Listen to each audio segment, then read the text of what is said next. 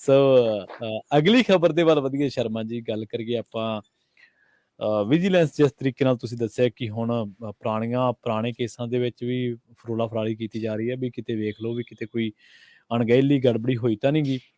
ਪਰ ਸੁਣਦੇ ਹਾਂ ਵੀ ਕੈਪਟਨ ਸਾਹਿਬ ਦੇ ਜਿਹੜੇ ਸਲਾਹਕਾਰ ਨੇ ਉਹਨਾਂ ਦਾ ਰਾਤੀ ਵਿਜੀਲੈਂਸ ਨੇ ਬੂਹਾ ਖੜਕਾਇਆ ਜੀ। ਬਿਲਕੁਲ। ਭਰਤਿੰਦਰ ਸਿੰਘ ਚਾਲ ਮਤਲਬ ਆਪਣੇ ਆਪ ਨੂੰ ਪਹਿਲੇ ਦੌਰ ਦੇ ਵਿੱਚ ਜਦੋਂ ਕੈਪਟਨ ਅਮਰਿੰਦਰ ਦਾ ਪਹਿਲਾ ਕਾਰਜਕਾਲ ਸੀ ਲਗਭਗ ਜੀ, ਤਦ ਤਾਂ ਉਹ ਮਤਲਬ ਆਈ ਵਿਚਰਦੇ ਸੀ ਜਿਵੇਂ ਉਹੀ ਕੈਪਟਨ ਅਮਰਿੰਦਰ ਹੋਣ। ਬਿਲਕੁਲ ਸੋ ਪੂਰਾ ਸ਼ਾਹੀ ਠਾਠ ਇਹਦੇ ਵਿੱਚ ਵੀ ਕੋਈ ਸ਼ੱਕ ਨਹੀਂ ਕਿ ਮਤਲਬ ਕਿ ਉਹਨਾਂ ਨਾਲ ਮੀਡੀਆ ਨਾਲ ਵੀ ਰਾਬਤਾ ਉਹਨਾਂ ਨੇ ਲਗਭਗ ਇਸ ਕਦਰ ਮਿੱਠੀ ਛੁਰੀ ਵਾਲਾ ਬਣਾਇਆ ਸੀਗਾ ਕਿ ਬਾਗੋ ਬਾਗ ਹੁੰਦੇ ਸੀ ਮੀਡੀਆ ਕਰਮੀ ਉਹਨਾਂ ਨੂੰ ਮਿਲ ਕੇ, ਹੈ ਨਾ। ਸੋ ਆਪਾਂ ਉਹ ਵੀ ਦੇਖਿਆ ਕਿ ਕੁਝ ਪੱਤਰਕਾਰ ਜ਼ਿਆਦਾ ਉਹਨਾਂ ਦੇ ਨੇੜੇ ਨਜ਼ਰ ਆਉਂਦੇ ਰਹੇ। ਸੋ ਫਰਕ ਇਹੀ ਹੈ ਕਿ ਬਸ ਉਹ ਪਲੋਸਦੇ ਹੁੰਦੇ ਸੀਗੇ ਤੇ ਹੁਣ ਵਾਲੇ ਕਹਿੰਦੇ ਧਮਕਾ ਵੀ ਲੈਂਦੇ ਨੇ ਅੱਜ ਕੱਲ। ਕੁਝ ਉਹਨਾਂ ਤੋਂ ਡਰਦੇ ਮਾਰੇ ਵੀ ਉਹਨਾਂ ਦੇ ਮਗਰ ਉਹਨਾਂ ਦੀ ਮਤਲਬ ਕਿ ਪੂੰਛ ਬਣਿਆ ਮੀਡੀਆ ਅਦਾਰਿਆਂ ਦੇ। ਇਹ ਵੀ ਵੱਡੇ ਸਵਾਲ ਖੜੇ ਹੋ ਰਹੇ ਨੇ। ਸੋ ਭਰਤਿੰਦਰ ਚਾਹਲ ਕੋਲ ਜਿੱਥੇ ਮਤਲਬ ਕਿ ਮੀਡੀਆ ਨੂੰ ਟੈਕਲ ਕਰਨ ਵਾਲਾ, ਮੈਂ ਸ਼ਬਦ ਵਰਤ ਰਿਹਾ ਕਿ ਟੈਕਲ ਕਰਨ ਵਾਲਾ ਅਧਿਕਾਰ ਦਿੱਤਾ ਗਿਆ ਸੀ, ਉੱਥੇ ਉਹ ਕੈਪਟਨ ਅਮਰਿੰਦਰ ਦੇ ਵੀ ਕਿੰਨੇ ਅਧਿਕਾਰ ਵਰਤਦੇ ਸੀ ਇਹ ਸਾਰਿਆਂ ਨੂੰ ਪਤਾ। ਸੋ ਭਰਤਿੰਦਰ ਚਾਹਲ ਰਾਹੀਂ ਪੰਜਾਬ ਦੇ ਅੰਦਰ ਕਿਵੇਂ ਰਾਜਨੀਤਿਕ ਫਿਜ਼ਾ ਦੇ ਵਿੱਚ ਕੰਮ ਹੋਏ ਨੇ ਇਹ ਕਿਸੇ ਤੋਂ ਲੁਕਿਆ ਨਹੀਂਗਾ। ਫਿਰ ਦੂਸਰਾ ਕਾਰਜਕਾਲ ਜਦੋਂ ਕੈਪਟਨ ਅਮਰਿੰਦਰ ਦਾ ਆਇਆ ਤਦ ਭਰਤਿੰਦਰ ਚਾਹਲ ਇੰਨੇ ਤੱਕ ਬਦਨਾਮ ਹੋ ਚੁੱਕੇ ਸੀਗੇ। ਉਹ ਜਾਂਚ ਦਾ ਵਿਸ਼ਾ ਹੈ ਕਿ ਉਹਨਾਂ ਦੇ ਉੱਤੇ ਜਿਹੜੀ ਉਂਗਲੀਆਂ ਉੱਠੀਆਂ ਕਿ ਉਹ ਹਕੀਕਤ ਚ ਸੱਚ ਨੇ ਜਾਂ ਝੂਠ ਨੇ, ਇਹ ਜਾਂਚ ਦਾ ਵਿਸ਼ਾ ਹੈ। ਪਰ ਉਹਨਾਂ ਨੂੰ ਰਾਜਨੀਤਿਕ ਤੌਰ ਦੇ ਉੱਤੇ ਬਦਨਾਮੀ ਦਾ ਜਾਂ ਮਤਲਬ ਕਿ ਉਹਨਾਂ ਦੇ ਉੱਤੇ ਲੱਗਣ ਵਾਲੇ ਤੰਜਾਂ ਦਾ ਐਡਾ ਵੱਡਾ ਹਵਾਲਾ ਸੀਗਾ ਕੈਪਟਨ ਅਮਰਿੰਦਰ ਫਿਰ ਉਹਨਾਂ ਨੂੰ ਪਰਦੇ ਦੇ ਪਿੱਛੇ ਰੱਖਦੇ ਸੀ।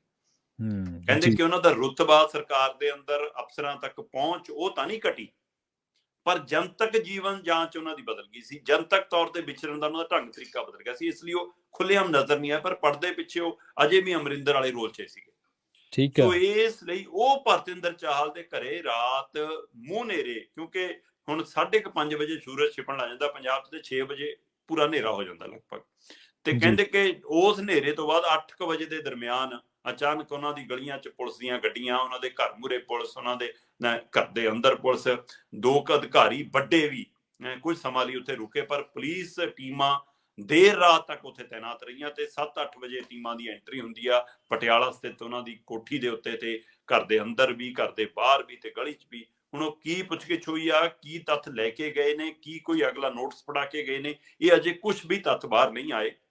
ਹਾਂ, ਪਰ ਭਰਤਿੰਦਰ ਚਾਹਲ ਦਾ ਬੂਹਾ ਖੜਕਾਉਣਾ ਇਹਦਾ ਮਤਲਬ ਹੁਣ ਉੱਥੇ ਤੱਕ, ਕਿਉਂਕਿ ਤੁਸੀਂ ਇਹ ਦੇਖੋ ਕਿ ਲਗਾਤਾਰ ਕਿੰਨੇ ਹੀ ਮਾਮਲੇ ਨੇ, ਚਾਹੇ ਉਹ ਆਪਾਂ ਗੱਲ ਕਰਦੇ ਰਹੇ ਹਾਂ ਸਾਹਿਬ ਸਿੰਘ ਧਰਮਸੋਤ ਵਾਲਾ, ਚਾਹੇ ਉਹ ਗਿਲਜੀਆਂ ਵਾਲਾ, ਚਾਹੇ ਉਹ ਭਾਰਤ ਭੂਸ਼ਣ ਆਸ਼ੂ ਵਾਲਾ, ਤੇ ਉਹ ਤੋਂ ਬਾਅਦ ਹੁਣ ਸਿੰਜਾਈ ਘਟਾਲਾ 1200 ਕਰੋੜ ਦਾ ਜਿਹੜਾ ਸਿੰਜਾਈ ਘਟਾਲਾ, ਜਿਹਦੇ ਵਿੱਚ ਅਕਾਲੀ ਮੰਤਰੀ ਸ਼ਰਨਜੀਤ ਢਿੱਲੋਂ ਦਾ ਮਾਮਲਾ ਹੈ। ਫਿਰ ਉਹਦੇ ਵਿੱਚ ਪੰਨੂ ਹੋਰਾਂ ਤੋਂ ਪੁੱਛਗਿੱਛ ਹੋ ਚੁੱਕੀ ਹੈ। ਉਹਦੇ ਵਿੱਚ ਜਿਹੜੇ ਸਕੱਤਰ ਰਹੇ ਨੇ ਸ਼ਮੇਸ਼ ਕੌਸ਼ਲ ਹੋਰੀ, ਉਹਨਾਂ ਨੂੰ ਵੀ ਤਲਬ ਕਰ ਲਿਆ ਸੀ। ਉਹਨਾਂ ਨੇ ਉੱਥੋਂ ਹੀ ਬਾਹਰੋਂ ਹੀ ਆਪਣੇ ਵਕੀਲ ਰਾਹੀਂ ਕੋਰਟ ਤੋਂ ਰਾਹਤ ਲੈਣ ਦੀ ਕੋਸ਼ਿਸ਼ ਕੀਤੀ। ਹੁਣ ਮੈਨੂੰ ਪਤਾ ਲੱਗ ਰਿਹਾ ਕਿ ਇਸੇ 1200 ਕਰੋੜ ਦੇ ਸਿੰਜਾਈ ਘਟਾਲੇ ਦੇ ਵਿੱਚ ਜਿਹੜਾ IAS ਅਫਸਰ ਨੇ ਸਾਬਕਾ KVS ਸਿੱਧੂ, ਉਹਨਾਂ ਨੂੰ ਮੁੜ ਤਲਬ ਕਰ ਲਿਆ।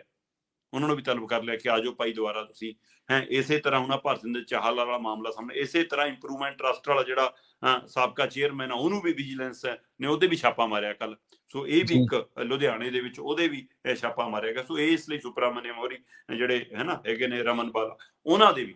ਸੋ ਇਸ ਲਈ ਚਾਹੇ ਉਹ ਇੰਪਰੂਵਮੈਂਟ ਟਰਸਟ ਦਾ ਮਾਮਲਾ ਹੋਵੇ, ਚਾਹੇ ਜੰਗਲਾਤ ਦਾ ਮਾਮਲਾ ਹੋਵੇ, ਚਾਹੇ ਸਕੱਤਰ ਰਹੇ ਹੋਣ, ਚਾਹੇ ਸਾਬਕਾ IAS ਅਫਸਰ ਰਹੇ ਹੋਣ, ਚਾਹੇ ਕਾਨ ਸਿੰਘ ਪੰਨੂ ਵਰਗੇ ਹੋਣ, ਚਾਹੇ ਮੰਤਰੀ ਹੋਣ, ਤੇ ਚਾਹੇ ਆ ਗੋਦਾਮਾਂ ਵਾਲਾ ਮਾਮਲਾ ਹੋਵੇ, ਤੇ ਚਾਹੇ ਭਰਤਿੰਦਰ ਚਾਹਲ ਵਾਲਾ ਮਾਮਲਾ ਹੋਵੇ।